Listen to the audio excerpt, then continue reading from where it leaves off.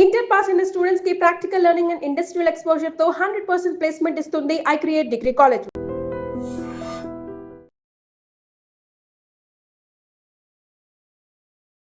ఇటీవల బెంగాల్లో బీజేపీ గెలవడం అంత రాజకీయ కోణంలో చూస్తున్నారు తప్ప మన దేశానికి ఎంత సెక్యూరిటీగా వచ్చిందన్న విషయాన్ని కొంతమంది గమనించట్లేదండి.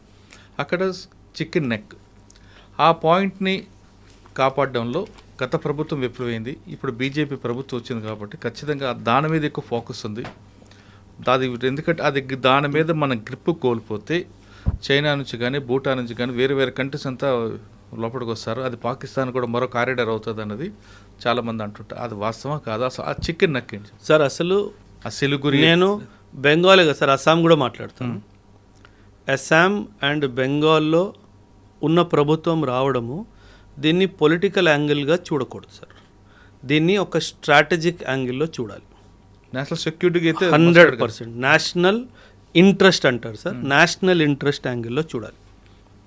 బంగ్లాదేశ్ వాడు ఎంత దుర్మార్గుడు అంటే సార్, మనం జన్మనిస్తే పుట్టింది ఆ దేశం, రుణబంధం ఉండాలి వాడికి. సిగ్గులేని దేశం సార్ అది. అంటే కేవలం మతానికి సంబంధించి నువ్వు వెర్రి వేగుతున్నావు. కానీ నేను సార్ ఈరోజు కూడా India Bangladesh Ganga water treaty, Ganga వాటర్ని డైవర్ట్ చేసి అటు బ్రహ్మపుత్ర వాటర్ని డైవర్ట్ చేశాను అనుకోండి సార్, ఆ దేశం కేవలం 30 సంవత్సరాల్లో ఎడారిలా మారిపోయింది సార్. ఎందుకంటే ఈ రివర్ వాటర్ ఫ్లోయింగ్ అంతా నా వైపు నుంచే ఉంది. అండ్ మనం చాలా పెద్ద హృదయంతో నువ్వు తీసుకో అన్నట్టుగా చేసాం. ఈ చికెన్స్ నెక్ విషయానికి వచ్చేస్తే, ఈ చికెన్ నెక్ అనే ప్రాంతం ఏంటంటే సార్, మన వెస్ట్ బెంగాల్ ఈస్ట్కి వెళ్తున్నప్పటికీ సిక్కిం ఇటు భూటాన్ కింద ఒక చిన్న stretch of Indian land sir. వీళ్ళ ప్లాన్ ఏంటంటే అక్కడ నార్త్లో బంగ్లాదేశ్కి చెందిన ప్రాంతం ఏదైతే ఉందో నార్త్లో రంగపూర్ అనే ప్రాంతము, అక్కడ చైనా వాడు వచ్చి వాడు మిజైల్స్ని వాడు ఎయిర్ క్రాఫ్ట్స్ని పెట్టుకుంటాడు సార్. చైనా అన్నారు కాబట్టి సార్, మన పాకిస్తాన్ కన్నా మోస్ట్ డేంజరస్ చైనా అంటున్నారు కదా. Any time sir. పాకిస్తాన్ ఏముంది సార్, పాకిస్తాన్. కానీ మీరు ఒక విషయం గుడ్ సార్, మీరు చాలా మంచి క్వశ్చన్ అడిగారు. చైనా వాడు ఎప్పుడు మనతో యుద్ధం చెయ్యడు సార్. వాడు చాలా తెలివైన వాడు సార్.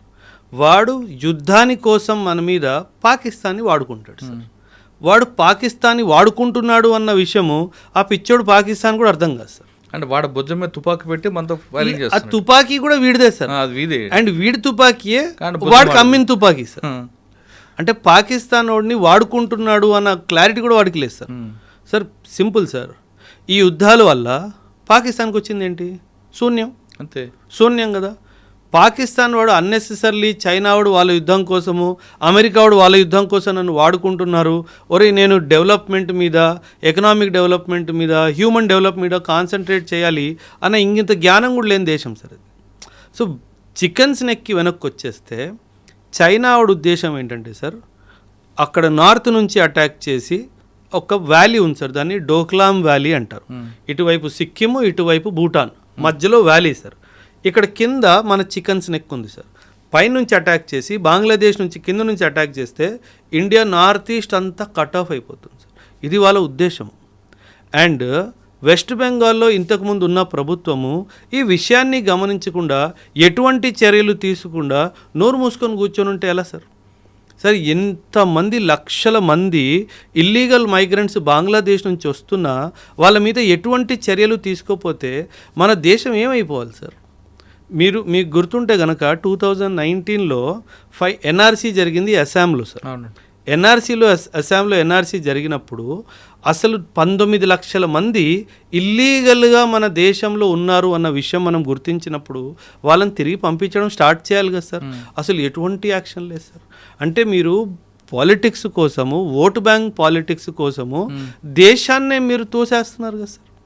ఆ విషయం గుర్తుపెట్టుకోవాలి సార్. అందుకే ఈ బీజేపీ యొక్క గెలుపుని వెస్ట్ బెంగాల్లో కానీ అస్సాంలో కానీ మనము ఒక స్ట్రాటజిక్ యాంగిల్లోనే చూడాలి తప్పితే ఒక పొలిటికల్ యాంగిల్లో చూసే తప్పు మనం చేయకూడదు సార్. రెండో విషయం ఏంటంటే సార్, నేను I don't support any political party sir. ఒకవేళ బీజేపీ ప్రభుత్వం ఏమైనా తప్పు చేస్తే నేను ఖచ్చితంగా నిలదీస్తాను సార్. మీరు ఇది తప్పు చేశారు. ఇప్పుడు విమెన్ రిజర్వేషన్ బిల్ ఉంది సార్, దాన్ని అనవసరంగా డీలిమిటేషన్ బిల్లుతో యాడ్ చేసి దాన్ని ప్రజెంట్ చేశారు. ఆ బిల్లు కాస్త ఫెయిల్ అయిపోయింది సార్. సార్ మనము విమెన్కి పాలిటిక్స్లో 33% ఇవ్వాలి అని చెప్పి ఎప్పటి నుంచి అనుకుంటున్నాం సార్. అంటే 1947లో మనకి స్వతంత్రం వచ్చింది. ఇప్పుడు కూడా పార్లమెంట్లో చూసుకుంటే సింగిల్ డిజిట్ పర్సంటేజ్లో కూడా విమెన్ లేరు సార్. విమెన్ పొలిటికల్ ల్యాండ్స్కేప్కి వస్తే విమెన్కి సంబంధించిన విషయాల్లో చాలా మార్పులు వస్తాయి. అలాంటి విషయాల మీద ఎందుకు ఈ ప్రభుత్వం చెయ్యట్లేదు అన్న కోపం నాకు బీజేపీ మీద ఖచ్చితంగా ఉంది సార్. ఆ బిల్లు ఖచ్చితంగా పాస్ అవ్వాల్సిన బిల్లు సార్. దాన్ని ఎందుకు అనవసరంగా దాంతో క్లబ్ చేసి పాడు చేశారన్నది.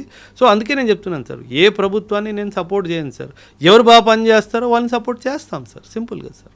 అది మొత్తం మీద తీసుకుంటే మీరు చెప్తున్నట్లుగా బీజేపీ బెంగాల్లో గెలుపు అనేది నేషనల్ ఇంట్రెస్టింగ్, ఇది 100% కాదు, 100%, 1000%. బెంగాల్, అస్సాం బీజేపీ ఉంది కాబట్టి వీళ్ళిద్దరూ కలిసి, ఈ స్టేట్స్ రెండు కలిసి బలం సెంటర్ నుంచి వస్తే ఇల్లీగల్ మైగ్రెంట్ సార్ మన భూమి మీద బెంగాలీ వాడు ఎందుకు ఉండాలి సార్? ఒక మాట సార్, ఎందుకు ఉండాలి? బెంగాల్ వాడు బెంగాల్లో ఉండాలి, ఈస్ట్ బెంగాల్ వాడు. మన ఇండియాలో బెంగాలీస్ ఉన్న వాళ్ళు వెస్ట్ బెంగాల్లో ఉంటారు. ఆ ఈస్ట్ బెంగాల్ వాడు మన దేశానికి అసలు ఎందుకు రానివ్వాలి సార్? మనకు ఆల్రెడీ భూమి లేదు, మనకు ఆల్రెడీ సదుపాయాలు లేవు. అస్సాంలో 1971లో ఉల్ఫా పుట్టింది ఈ కారణంగా కదా సార్. ఎందుకంటే మీరు ఆ బంగ్లాదేశీ వాళ్ళని ఏమంటారు ఐడెంటిఫై చేసి డిపోర్ట్ చేయట్లేదు అన్న దాంతోనే కదా సార్ ఉగ్రవాదం స్టార్ట్ అయింది అస్సాంలో 1979లో. మీకు యూనో ఏమంటారు అరవింద్ రాజ్కోవా అండ్ వాళ్ళ టైంలో దానికి యాంటీగా కదా అస్సాం గణపరిషత్ రావడం మారింది. Exactly sir. అంటే 1979లో ఇదంతా జరిగింది కదా సార్. మొత్తమే తీసుకుంటే వెస్ట్ బెంగాల్లో గెలుపు అనేది రాజకీయ కోణంలో కాదు, నేషనల్ ఇంట్రెస్ట్గా చూడాలంటున్నారు ఓబ్రాయ్ గారు. అంతేకాకుండా అజిత్ దోవల్, ఆయన మన కంట్రీకి కాదు వరల్డ్కి అంతకు మించిన డెడికేటెడ్ దేశం మీద ఉన్న వ్యక్తి ఎవరు లేరంటూ అజిత్ దోవల్ గురించి చెప్తున్నారు. ఇక రా ఏజెంట్ అవడం అంటే ఒక అదృష్టం ఉండాలి, ఆ డెడికేషన్ ఉండాలి, ఆ డెటర్మినేషన్ ఉంటే వారు మాత్రమే అవుతారు తప్ప బంధాలు, కుటుంబ బంధాలు, ఎమోషనల్ ఉన్నవారు దానికి దూరంగా ఉంటారంటూ చెప్తున్నారు. ఇది బెంగాల్లో గెలుపు అజిత్ దోవల్ గారి మీద ఎలాంటి అభిప్రాయం అనేది ఓబ్రాయ్ గారు చెప్పారు. మరో అంశాలు మళ్ళీ కలుద్దాం. అంతవరకు నమస్తే. Thank you very much.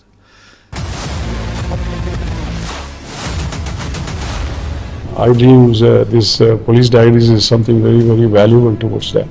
I must really appreciate Murali, your insights. iDreams founder and CEO Chinna Vasudev Reddy గారితోని మురళీధర్ క్రైమ్ స్టోరీస్ చాలా ఫేమస్ అయిపోయినాయి. Gautam Savan garu and Satyanar sir. Good.